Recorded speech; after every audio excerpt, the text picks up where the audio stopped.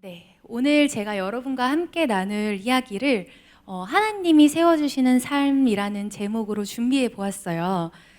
본격적으로 시작하기 전에 아직 저도 성도님들도 초면인지라 좀 어색한 것 같아서 살짝 이츠미 스타일의 올드한 찬양이긴 하지만 아주 먼 옛날로 네, 이야기의 문을 열어보려고 합니다. 네. 저기 깔아줘. 아직 기타를 해야 돼가지고. 제 동생인데 지금 떨고 있어요. 아, 네. 내 동생. 네.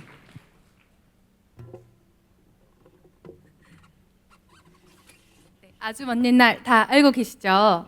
네, 서로를 바라보며 그리고 서로를 또 축복하며 함께 이 찬양 고백하기 원합니다.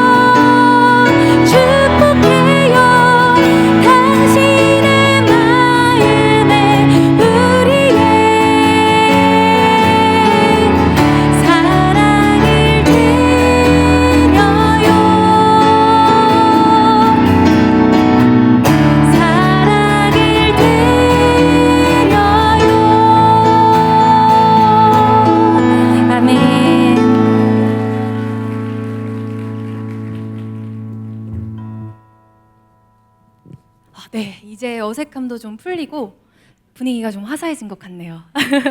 네, 우리의 부모님, 그 부모님의 부모님, 그 부모님의 부모님의 부모님보다 훨씬 이전 천지를 창조하셨을 때부터 우리 한 사람 한 사람의 삶을 계획하신 하나님의 은혜에 감사하며 이제 제 삶을 나누어 보려고 합니다. 먼저 세상이 보는, 남이 보는 제 모습에 대해 말씀드려 볼게요. 저는 제가 3살 때예요. 저는 4남매의 장녀로 태어났습니다. 네, 아버지가 목사님이기 때문에 모태신앙으로 교회를 다녔고 책과 컴퓨터 게임을 좋아하는 초등학생으로 평범한 유년 시절을 보냈던 것 같아요. 그런데 한 가지 특이한 점이라 해야 될까요? 저는 승부욕이 굉장히 강했어요. 사실 부모님은 딱히 공부를 열심히 해라, 뭐 시험 점수를 잘 받아와라 압박을 주지 않으셨는데 저는 그냥 최고가 되고 싶었어요. 그런데 제가 중학교 1학년일 때 우리나라 최고의 고등학교가 민족사관 고등학교라는 걸 어디서 이제 들은 거예요. 그래서 그때부터 막연하게 난 최고가 돼야 되니까 민사고를 가야겠다라고 목표로 잡게 됐죠. 그런데 이제 지금은 조금 다를 수 있겠지만 제가 살았던 동네는 막 대치동처럼 교육열이 높은 동네가 아니었어요. 그래서 중학교 내내 내신 학원은 제가 생각해도 돈이 아까워서 안 갔고, 뭐 학교에서 하는 특기적성, 그리고 뭐 간간히 다녔다 말았다 했던 영어 학원, 그리고 시험을 봤는데 그냥 덜컥 영재교육청 영재교육원에 붙어버린 거예요. 그래서 이제 그것만 다녔는데 사실 지금은 좀 다를 수 있겠지만 이제 라떼는 제 때는 특목고 입시 준비를 했어야 했어요. 그런데 부모님도 이제 딱히 정보가 없으시고 저도 뭐 잘 모르니까 그냥 학교 내신만 열심히 하다가 중3 때 처음 이제 대치동에 가서 입시 요강을 보고 그 시험 점수를 맞추려고 하니까 그게 안 되는 거예요. 그런데 이제 대치동에 가보니까 막 초등학교 때부터 수학 올림피아드를 준비했던 친구들, 뭐 조기 유학을 다녀와서 뭐 지금은 이제 영어 유치원이죠. 영어를 모국어처럼 막 하는 친구들 등 되게 어렸을 때부터 탄탄하게 준비했던 친구들이 있었어요. 근데 이 이야기도 풀자면 사실 밤을 새야 되는데 아무튼 그래서 제가 결국에 붙었을까요? 못 붙었을까요? 못 붙었어요. 네, 엄밀하게 말하자면 제가 중3으로 지원했을 때는 서류 전형에서 떨어졌어요. 그런데 그날 서류 전형 결과가 나온 날 그 대치동에서 계속 아이들을 가르쳐 오셨던 민사고 입시반을 가르쳐 오셨던 무뚝뚝한 학원 수학 선생님께서 예은아 너가 1년만 더 일찍 왔어도 민사고를 충분히 붙을 수 있었을 텐데 하면서 막 눈물을 글썽이시면서 얘기를 하는 거예요. 그런데 제가 그때 16살 중3인데 그 순간 제가 내가 부족한 게 머리도 아니고 노력도 아니고 단지 시간이구나. 그러면 시간을 더 써보자 해서 집에 돌아와서 민사고 입학처에 제가 전화를 해서 물어봤어요. 중학교 졸업하고 1년 더, 그러니까 대학 재수하는 것처럼 1년 더 하고 지원을 해도 입학이 가능한가요? 물어봤더니 그때 입학처장 선생님께서 가능하다고 하는 거예요. 그래서 일단은 다른 외고를 넣어보고 정 다 떨어지면 재수를 하기로 했는데 다 떨어져서 진짜로 고등학교를 안 가고 재수를 했습니다. 제가 그때 사실 중학교에서 전교 회장을 하고 있었어요. 그런데 273명이었을 거예요, 전교생이. 그중에 고등학교를 안 가는 사람이 저 혼자였어요. 그래서 당연히 모든 선생님들이 말리고 또 말리셨는데 제 생각에는 어머니가 좀 커트를 이렇게 해주셨던 것 같아요. 솔직히 아직까지도 왜 부모님이 허락을 해주셨는지, 제가 획가닥한 게 아니라 부모님이 살짝 획가닥하신 게 아닌지, 왜 이제 허락을 해주셨는지는 잘 모르겠어요. 그런데 이때 이렇게 기도를 했어요. 마치 기도원의 기도처럼 조건을 붙이면서 하나님, 제가 민사고 붙으면 공부를 하라는 게 하나님 뜻인 줄 알고 제가 열심히 더 공부를 하겠습니다. 그런데 만약에 떨어지면 그러면 고등학교에 가지 않고 노래를 하라는 뜻으로 노래를 열심히 하겠습니다. 이제 그냥 보아 아시죠? 보아처럼 그냥 학교 안 가고 기획사 오디션 봐서 그냥 가수하면 좋겠다 또 그때 생각을 했었거든요. 그런데 1년 동안 학교 대신 학원을 다니며 노력한 결과 1년 전과는 다르게 좀 꽤 좋은 시험 성적으로 민사고에 입학하게 되었어요. 그래서 이 무궁화 민사고라는 타이틀을 이제 여러분들이, 세상이 볼 수 있게 된 거죠. 그리고 고등학교를 다니는 동안에는 1년 동안 입시를 준비하면서 여기 옆에 목동 있잖아요. 아직도 그 학원이 있어요. 그 저의 지옥의 경험인 학원이 있는데 1년 동안 입시를 준비하면서 학원에 질리기도 했고 또 이제 유학을 가려다 보니까 학원비가 너무 비싸서 학원을 다니지 않았어요. 그래서 스스로 공부하고 또 밴드에서 보컬도 하고 교내 기도 모임도 하면서 졸업 후 UC 버클리라는, 이게 동부에 있는 버클리가 아니에요. 스펠링이 조금 달라요. 네, 동부에 있는 음대 버클리가 아니라 미국 서부 샌프란시스코의 차에 한 30분 정도 거리에 있는 버클리에 입학하게 되었습니다. 아까 목사님이 말씀하신 것처럼 제 입으로 말하기 좀 민망했는데, 네, 나름 명문대가 맞습니다. 네, 그리고 거기서 그 당시 가장 떠오르고 있던 핫하던 통계를 전공을 했는데, 이제는 아예 데이터 사이언스라고 불리면서 저가 나왔던 대학에서 단과대학이 독립해서 통계 대학교가 생길 만큼 어떻게 보면 가장 돈 잘 버는 공부를 했는데, 네, 지금은 이렇게 음악을 하면서 노래를 발매하고 공연을 하고 또 더 나아가서 찬양도 만들고 부르면서 바쁘게 재미있게 살아가고 있습니다. 네, 돈은 또 영어랑 수학을 가르치면서 벌고 있고요. 그래서 솔직히 제가 대단한 사업을 하거나 안정적으로 돈을 버는 명문대 대기업 루트를 탄 건 아니지만, 그래도 많은 분들이 오히려 제 삶이 전형적이지 않기에 그래서 멋지다, 또 용기 있다 라고 말씀을 해주시더라고요. 그런데 이 모든 제 타이틀은 마치 사진처럼 여기 이제 구름 위로 솟아있는 산 꼭대기가 있잖아요.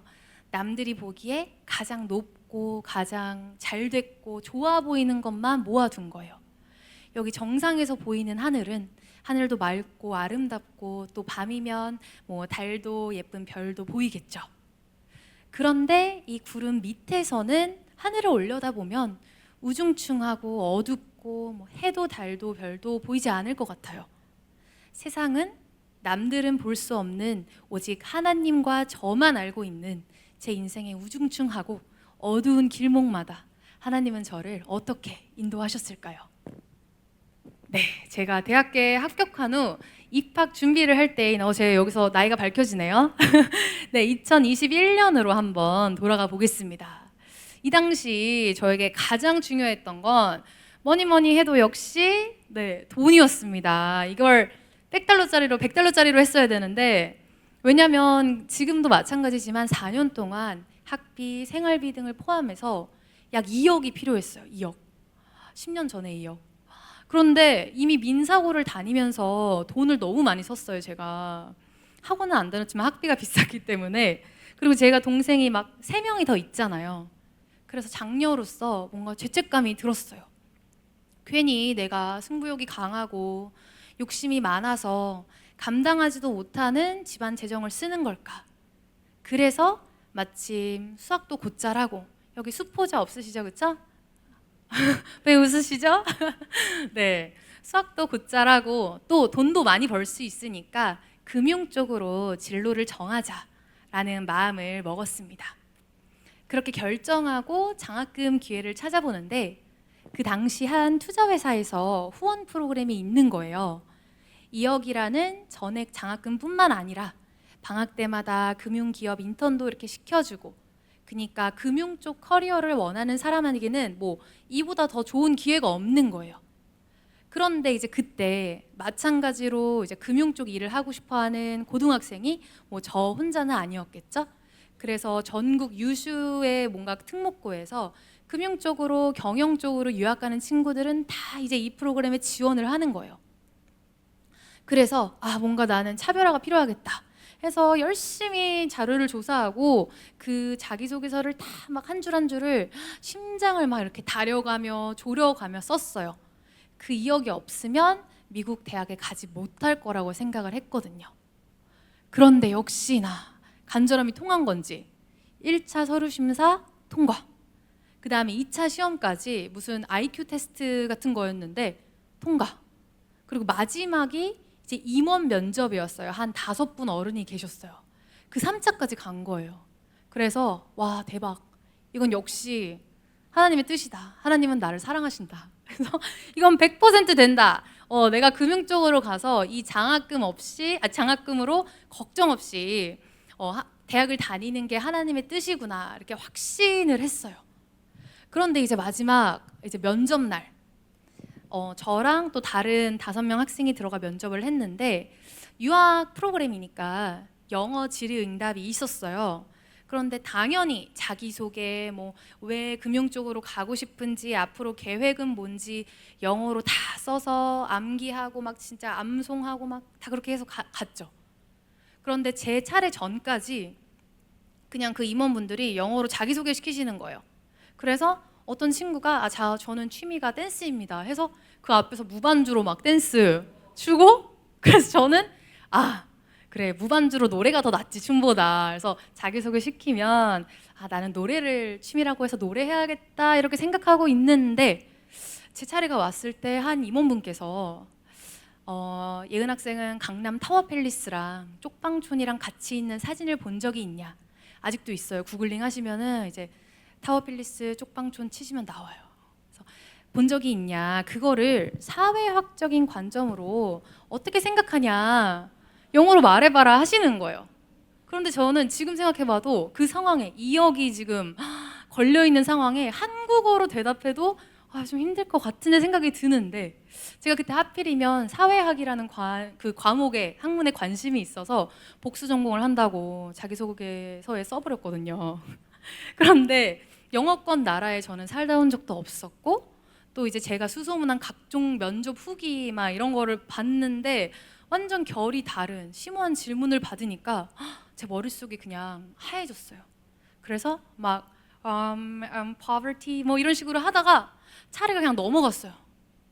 그래서 돌아오는 길 내내 진짜 속이 터질 것처럼 너무너무 원통했어요. 그날부터 이제 잠을 못 자겠는 거예요. 역시나 2억은 저기 다른 친구에게 날아갔습니다. 그래서 하나님께 감사했던 마음이 순식간에 분노로 바뀌었어요. 아니, 왜 줬다 뺏으시지? 그냥 그러면 서류에서 떨어졌으면 기대도 안 했을 텐데, 나도 앞에 친구들처럼 그냥 영어로 자기소개하라 했으면, 뭐 평이한 질문을 던졌으면 버벅대지 않고 잘 이야기했을 텐데, 굳이 왜 이렇게 마지막 면접에서 망신을 주시면서 떨어지게 하셨을까? 하나님, 저한테 왜 그러세요? 저희 가족한테 왜 그러시는 거예요? 라는 의문이 제 마음을 가득 채웠어요. 네, 이 구절 유명한 너무너무 좋은 말씀이죠. 한번 같이 읽어볼까요? 시작. 사람이 마음으로 자기의 길을 계획할지라도 그의 걸음을 인도하시는 이는 여호와시니라. 잠언 16장 9절 말씀. 아멘. 그런데 저는 이 말씀이 그때는 죄송하지만 짜증났어요. 아니 그럼 계획을 하게 말으셨어야지.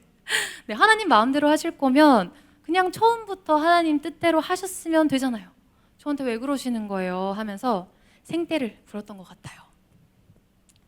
그래서 꿈도 많고 하고 싶은 것도 많았던, 그리고 미국이라는 나라에서 그 꿈을 펼쳐보고 싶었던 저는 도저히 하나님의 뜻을 알 수는 없었지만, 아무튼 너무나도 여러 감사한 분들을 통해서 그 손길로 대학에 갈 수 있었습니다. 동시에 용돈만큼이라도 제가 벌어보자는 심산으로 한국에 있는 동안, 또 이제 미국에서 학기를 다닐 땐 온라인으로 영어랑 수학을 가르치기 시작했어요. 하지만 제 마음은 여전히 끝도 없는 광야에 있었습니다.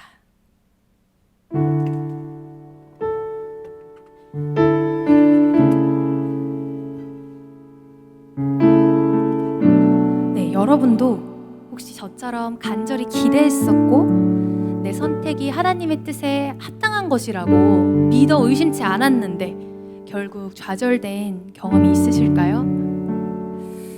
이 당시를 생각하면은 떠오르는 찬양이 있어요. 바로 희주일의 광야를 지나서인데요. 그때는 솔직히 이 찬양을 믿음으로 끝까지 부르지 못하고 광야에 서 있네 하고 찬양을 끝낼 것 같아요. 네. 하지만 지금은 이 곡의 가사를 제가 믿음으로 고백할 수 있기에 이 자리에서 주님께 올려드리려고 합니다.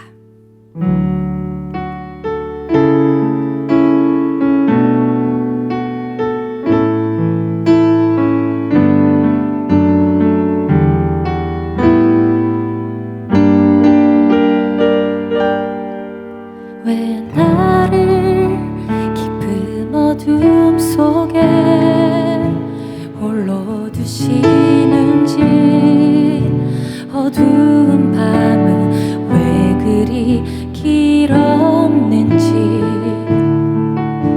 나를 고독하게, 나를 낮아지게, 세상 어디도 기댈 곳이 없게 하셨네.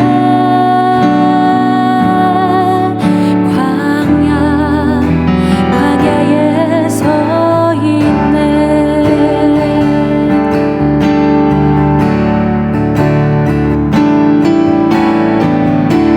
주님만 내 도움이 되시고, 주님만 내 빛이 되시는, 주님만 내 친구 되시는 광야. 주님 손 놓고는 단 하루도 살 수 없는 곳,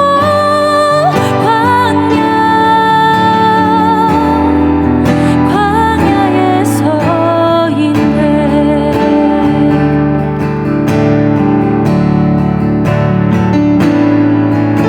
왜 나를 깊은 어둠 속에 홀로 두시는지, 어두운 밤은 왜 그리 길었는지, 나를 고독하게, 나를 낮아지게, 세상 어디도 기댈 곳이 없게 하셨네.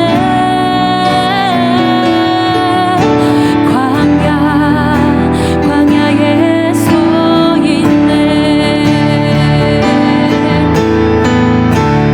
주님만 내 도움이 되시고, 주님만 내 빛이 되시는, 주님만 내 친구 되시는 광야. 주님 손 놓고는 단 하루도 살 수 없는 곳, 광야.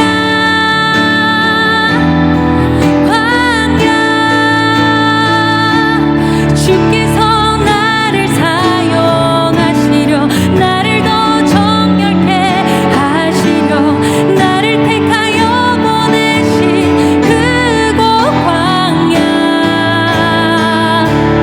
성령이 내 영을 다시 태어나게 하는 곳,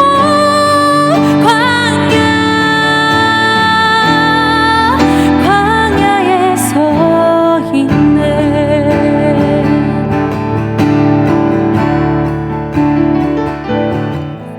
내 자가 생산이 깨지고 높아지려 했던 내 꿈도 주님 앞에 내어놓고, 오직 주님 뜻만 이루어지기를, 나를 통해 주님만 드러나시기를.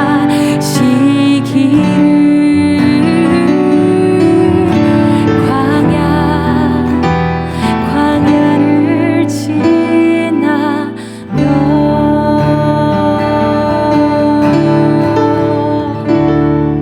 아멘.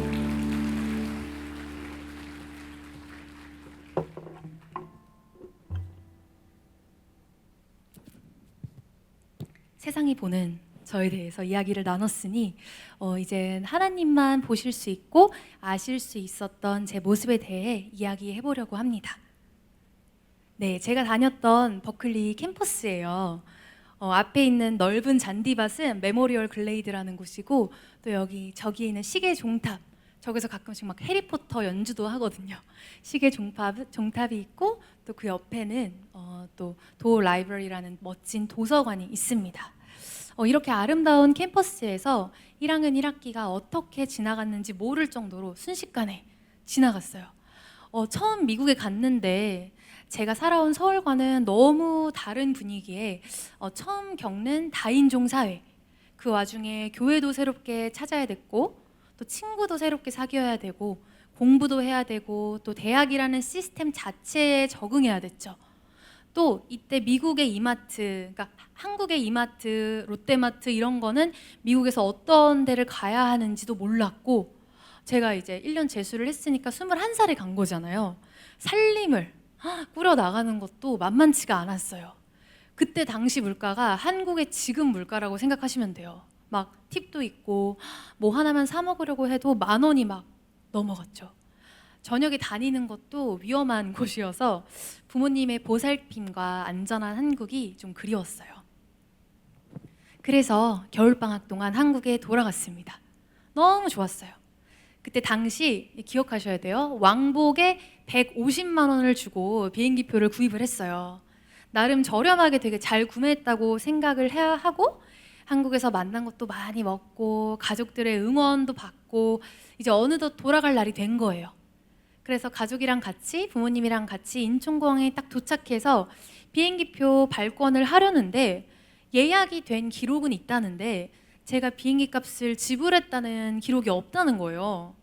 그래서 이게 뭐지 하고 이해가 잘 안 돼서 문의를 하니까 아 이거는 외항사에서 발권한 거기 때문에 거기 미국에 있는 고객센터로 전화를 해야 된다. 그런데 전화를 해보니까 시차도 막 안 맞아서 계속 그 자동 음박기만 돌아갔어요. 그런데 제가 이제 학기에 맞춰서 딱 돌아가는 거였기 때문에 그날 반드시 이제 한국을 떠나야 했습니다. 그래서 진짜 지금 생각해봐도 너무 슬픈데 결국 출발까지 1시간 반 정도 남은 200만 원 정도의 아시아나 항공편 편도를 그 자리에서 바로 구매하고 쫓기듯 가족과 인사를 하고 샌프란시스코 비행기를 탔습니다. 네, 진짜 절망이었어요. 미국으로 향하는 7시간 내내 정말 온몸이 분노로 가득 찼고 부모님한테 너무 죄송해서 견딜 수가 없는 거예요. 그래서 기숙사에 도착하자마자 바로 고객센터에 전화를 걸어서 이렇게 이런 일이 있었다 하고 따지니까 정말 그 영혼 없는 I'm so sorry to hear that 이러면서 50불짜리 바우처를 주겠다는 거예요. 한 우리나라 돈으로 그때 당시 한 55,000원? 그래서 그 말을 듣고 제 속에서 막 온갖 막 육두문자 막 솔직히 말해서 쌍욕이 막 머릿속에 다 떠오르는데 됐다 하고 이제 끊고 그때부터 이제 그 한 학기 내내 환불과 보상을 위한 이메일 전쟁을 시작했습니다. 이게 제 1학년 2학기의 미국에서의 첫날이었어요. 그래서 어렸을 때부터 제 세계관에는 항상 하나님이 계셨잖아요. 그래서 아무리 힘들고 막 그래도 제 그냥 세계관이 하나님은 없다, 신은 없다 이렇게 생각이 안 되더라고요. 그 대신 하나님이 너무 미워졌어요. 내 실수도 아닌 알고 보니 항공사 실수인 그래서 결국 학기 말에 한 700불 정도 환불 받았거든요. 항공사 실수인 이런 금전적 피해를 겪게 하신 것도 너무 원망스럽고 또 지난 학기에 첫 번째 학기에 겨우 찾아서 적응한 교회에서 막 기쁨과 감사로 막 찬양하고 예배드리자라는 말들도 뭐 하나도 와닿지가 않는 거예요. 그래서 인생 처음으로 교회를 안 나가기 시작했어요. 공부에도 당연히 집중을 못했겠죠. 또 이게 부모님한테 용돈을 달라 하기도 너무 죄송해서 거의 한 학기 용돈을 다 그날 써버린 거니까 그냥 없는 채로 살았었는데 제가 기숙사에 살았기 때문에 이미 충전된 그 식권 같은 밀포인트가 있었어요. 그래서 학교 식당에서만 이제 끼니를 해결하면서 마음이 되게 강팍해지고 더 가난해졌어요. 속 얘기를 나눌 친구도 없고 아직 없고 굳이 또 누굴 만나고 싶지도 않았어요. 만나면 막 또 뭐 사 먹어야 되고 어디 가야 되고 그렇잖아요. 그리고 지난 학기 열심히 이제 활동했던 동아리에도 막 각종 핑계를 대면서 나가지 않았어요. 네, 정말 이렇게 아무것도 보이지 않더라고요. 완전한 암흑이었어요. 지금 생각해보면 솔직히 아버지가 여기 계셔서 좀 말하기 민망한데 심한 무기력증과 우울증이었던 것 같아요. 이때 얼마나 심각했냐면 일단 수업을 다 빠지고 침대에만 있었고요. 하도 안 움직여서 룸메가 막 제가 죽었나 싶었는지 막 이렇게 막 툭툭 치기도 했어요. 근데 저는 원래 어렸을 때부터 마음을 먹었으면 그 마음 먹은 대로 행동해야지만 뭔가 직성이 풀리는 사람인데 진짜 움직일 수가 없는 거예요. 그래서 진짜 어느 날은 계속 이렇게 있다가 이거 혹시 진짜 무기력함에 귀신이 존재할까? 그 귀신이 나한테 붙은 건가? 하고 막 검색을 해보기도 했어요. 그렇게 잠만 자고 핸드폰만 보다가 학교 식당으로 이제 너무 배고파서 밥을 먹으러 가면 하루 종일 굶었으니까 또 폭식을 하는 거예요. 이제 미국 대학 카페테리아는 다 뷔페식이에요. 다 뷔페식. 그런데 다 폭식을 막 하니까 코너를 다 돌죠. 그럼 또 살이 찔 것 같은 거예요. 그래서 화장실 가서 막 다 토하고 그런 생활이 계속 반복됐어요. 근데 이제 절대 살이 빠지지 않습니다, 여러분. 토하시면 안 됩니다. 공부는 또 그때 듣던 과목 중에 에세이 쓰는 이제 과제가 있었는데 정말 진짜 힘을 짜내고 막 스스로한테 욕을 하면서 5장이 이제 맥스였는데 5장 중에 한 2장 반 정도를 썼어요. 근데 그 다음 이제 기한까지 아들 한 이틀 정도가 남아 있었는데 그냥 제출해 버렸어요. 그래서 조교쌤이 이메일로 너 진짜 내는 거냐? 낼 거예요. 진짜 내는 거냐? 저 더 이상 할 수가 없습니다. 그냥 낼게요. 하고 더 쓰기 싫다 하고 끝내버렸죠. 그냥 숙제를. 이렇게 제 삶의 모든 부분을 이제 거의 놓아버린 채로 살았어요. 저는 하나님이 저를 무시하는 것 같은 거예요. 제 모든 기도 제목들, 제 상황들, 그리고 제가 한 노력들을 다 잊어버리신 것 같은 거예요. 그래서 저도 하나님께 부르짖기보다 오케이, 저도 하나님이라는 존재를 제 인생에서 좀 지울게요. 하나님, 저도 복수심이 있었던 거죠. 저도 좀 무시할게요. 상황 안에 갇혀서 하나님 보기를 포기해버린 거죠. 기도해봐도 소용없다. 나는 좀 잘하는 애니까 잘해왔으니까 하나님 없이 보란 듯이 잘 살아버리자 생각했는데 결국 이렇게 완전히 실패했죠. 그런데 그 와중에도 제가 다니던 교회 간사님이 계속 문자를 보내셨어요. 답장을 하지 않았는데도 계속 보내시더라고요. 하나님이 기다리고 계신다. 하나님이 너를 사랑하신다.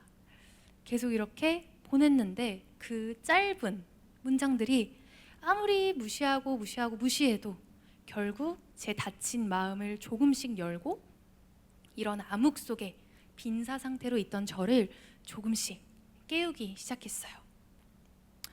솔직히 어렵고 우울하고 불안한 상황 속에 저는 하나님께 부르짖고 싶었어요. 하나님한테 위로받고 싶었어요. 서럽고 답답하고 억울한 상황 속에서 하나님한테 의지하고 싶었어요. 그래서 아마 그 문자들을 답변은 하지 않았지만 차단하지 않았나 봐요. 그리고 3개월가량을 그렇게 버티다가 4월 말 부활절 때 교회를 결국 다시 나갔습니다. 아주 오랜만에 찬양을 하고 말씀을 듣는데 제 마음속에 아주 작지만 빛으로 분명히 계시던 하나님이 보이기 시작했어요. 제게로 점점 가까이 오셨어요. 그리고 말씀하셨어요.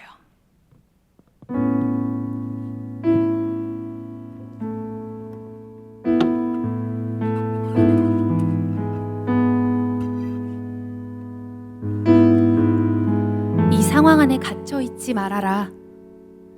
눈을 감고 나를 외면하지 말아라. 나는 너의 기도를 기억하고 있다. 나는 너를 기억하고 있다. 이제 그때 깨달았어요. 내게 닥친 시련 또한 하나님의 뜻이구나.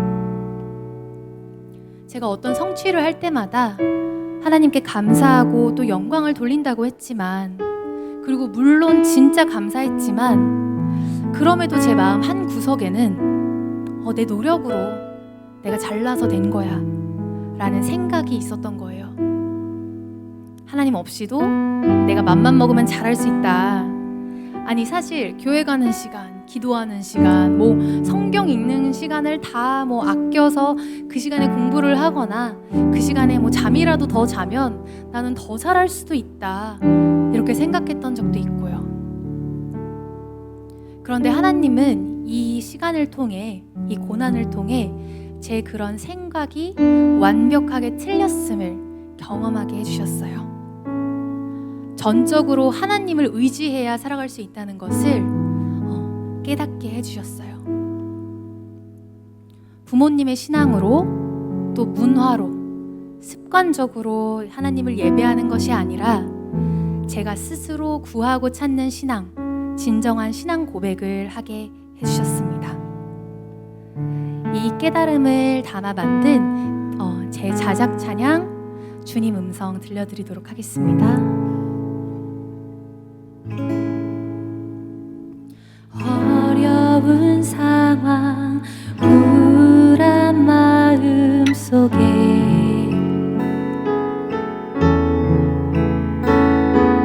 불안한 마음 속에 주님을 찾는 마음이 숨어있네. 서러운 상황, 답답한 마음 속에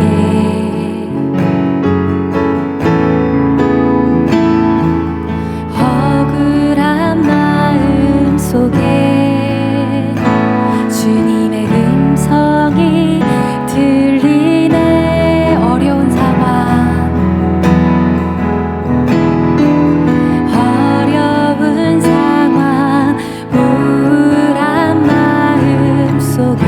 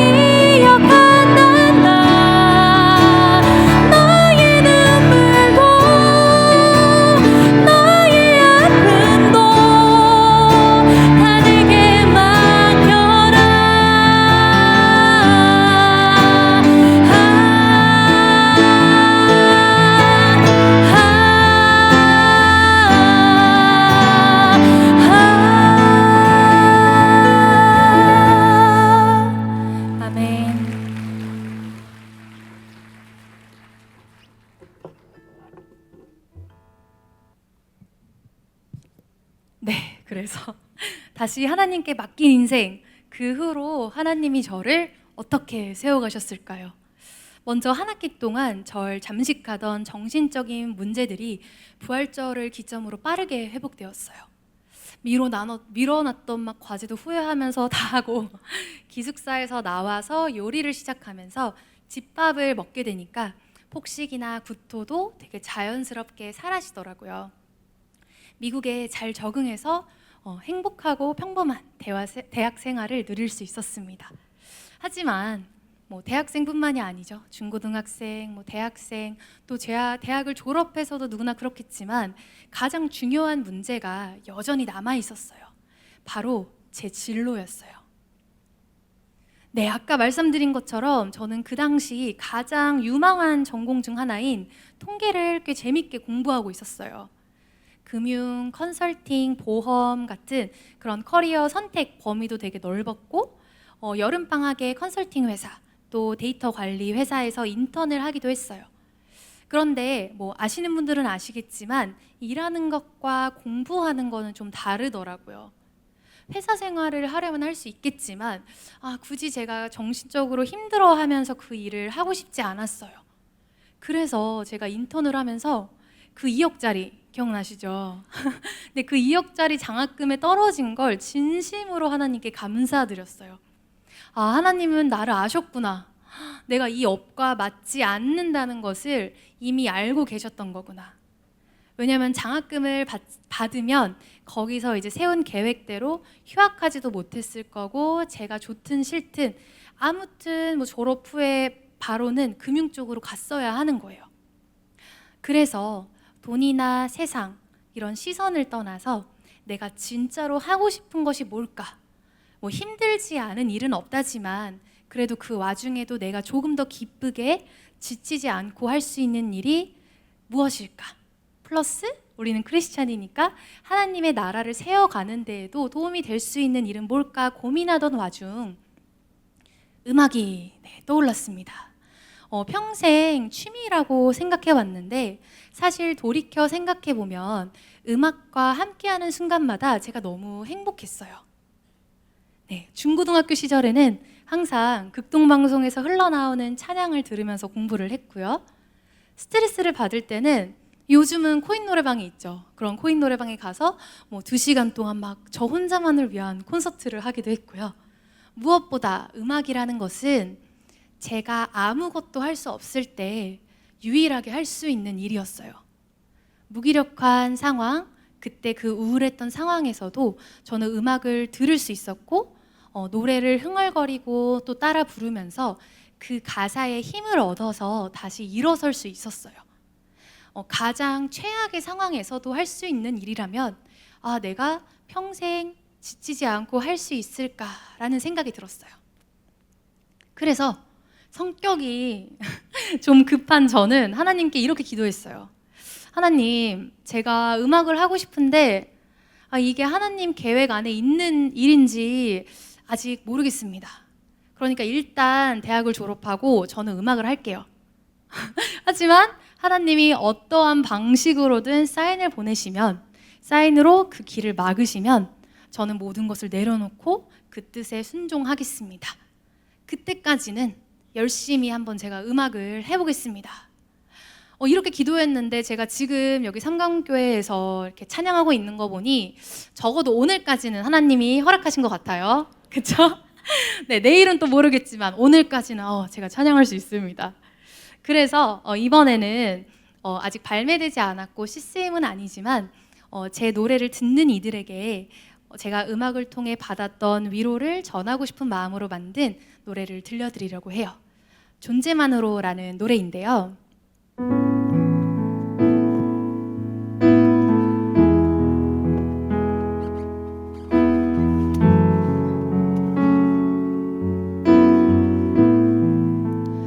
우리가 세상에서, 사회에서 인정받기 위해 열심히 살다 보면 좀 지칠 때가 있잖아요.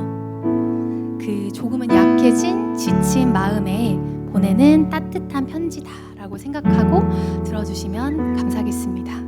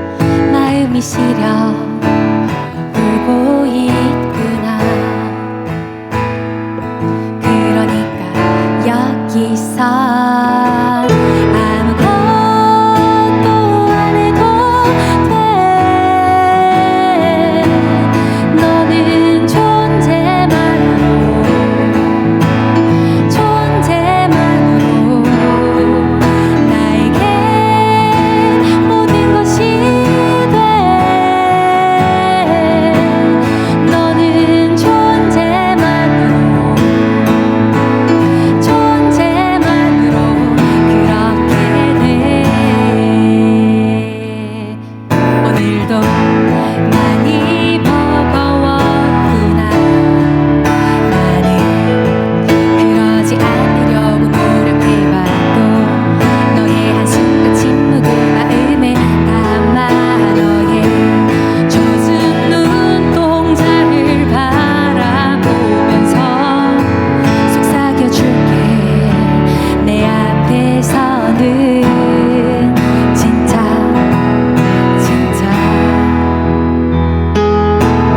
아무것도 안 해도 돼. 너는 존재만으로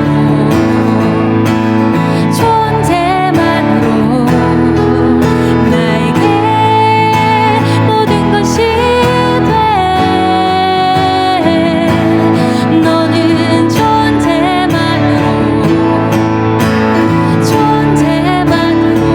그렇게 돼. 진짜야 정말이야 진심이야. 진짜야 정말이야 진심이야.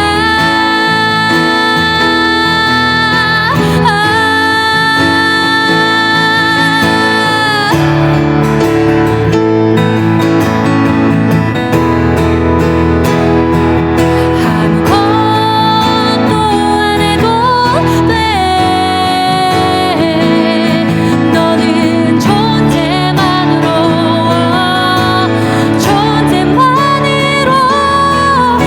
이렇게 노래하게 해.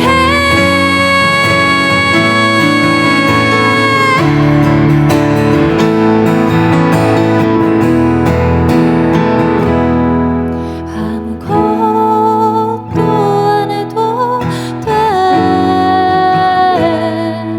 너는 존재만으로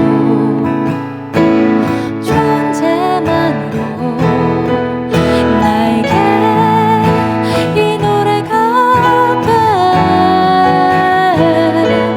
너는 존재만으로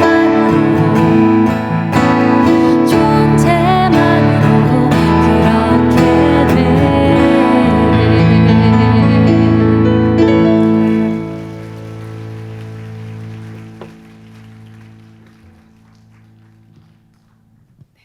어느덧 마지막 챕터입니다. 이제는 제가 하나님의 영광을 돌리기 위해 현재 어떻게 살아가고 있는지, 그리고 앞으로 어떻게 살아갈 건지 말씀드리려고 해요. 먼저 사진에서 보시듯 주로 서울에서, 또 제가 다른 도시에 갈 일이 생기면 그 도시에서 공연할 수 있는 곳을 찾아 꾸준히 이렇게 관객들을 만나고 있어요. 사진에 있는 또 다른 친구는 저기 제 친동생입니다. 여기서도 지금 키보드 반주로 활약하고 있습니다. 또 자연에서 하는 아웃도어 활동을 좋아해서 캠핑 행사에서 버스킹 공연을 하기도 하고요. 음악을 전공한 게 아닌 만큼 이론적인 부분을 채워나가기 위해서 열심히 공부도 하고 기타도 더 열심히 하고 있습니다. 네, 그리고 무엇보다 작년 하반기부터 가장 열심히 시간 투자를 많이 하고 있는 활동은 저희 교회 찬양팀으로 시작한 코이노니아 워십이에요. 먼저 이 자리를 빌어 괜찮으시다면 구독 부탁드립니다. 저의 자작 찬양들을 이 채널에서 또 들으실 수 있어요. 찬양 커버를 비롯해서 집회 실황, 플레이리스트를 이제 제가 직접 녹음부터 믹싱, 마스터링까지 해야 돼가지고 매번 매 영상이 도전이지만 그만큼 뿌듯하고, 내가 이 사역을 하라고 회사를 가지 않고 하나님이 또 음악을 제게 허락하셨나 생각이 들 정도로 너무너무 재밌고 감사하게 섬기고 있습니다. 앞으로의 계획은 지금 말씀드린 일을 열심히 하는 거 이외에 사실 무계획이에요. 광야에 있는 이스라엘 백성을 하나님이 낮에는 구름 기둥으로, 밤에는 불 기둥으로 매일매일 하나님의 뜻대로 인도하셨듯이 저도 하나님이 세워주시는 저의 오늘, 그리고 하나님이 또 세워주시는 내일을 살아가려고 합니다. 그래서 제가 제 마음대로 계획하고 기대하고 막 혼자 좋아하고 실망하는 것이 아니라 하나님께 온전히 맡기면서 제 인생의 포트폴리오를 만들어 나가려고 합니다. 네, 이 구절이 다시 나왔어요. 그래서 이 말씀이 저는 이제 너무 좋아요. 마음이 완전 편하네요. 제가 막 안간힘을 쓰면서 안절부절할 필요가 없는 거잖아요.